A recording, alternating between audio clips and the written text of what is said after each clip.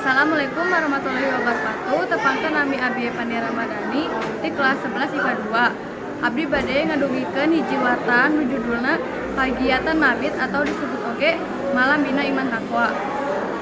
Kagiatan Mabit dilaksanakeun ku Madrasah Miftahul Hidayah kaping 18 sampai 19 Februari 2023 di Madrasah Miftahul Hidayah.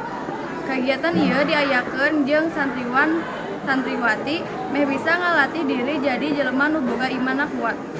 Kabagian kagiatan mabit ieu teh loba anu diagendakeunna di isuk nepi ka isuk deui.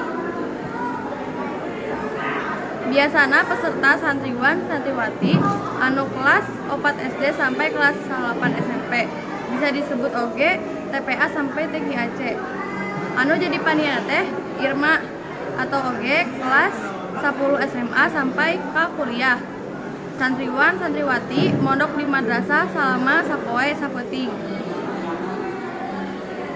Pentingna santriwan santriwati nonton sejarah-sejarah Nabi Muhammad SAW jeung sahabat-sahabatna. Geus nonton dilanjutkeun deui karena tadarus Al-Qur'an. Sampaina di jam 2 peuting kabeh santriwan santriwati dihudangkeun dek salat tahajud sabari salat hajat dilanjut oge salat subuh. Geus kitu olahraga bareng sampai kaberes. Lamun beres balik ka imahna masing-masing. Sakitu wae warta ti Abi, hapunten bilih aya kalepatan rinu kata-kata. Wassalamualaikum warahmatullahi wabarakatuh.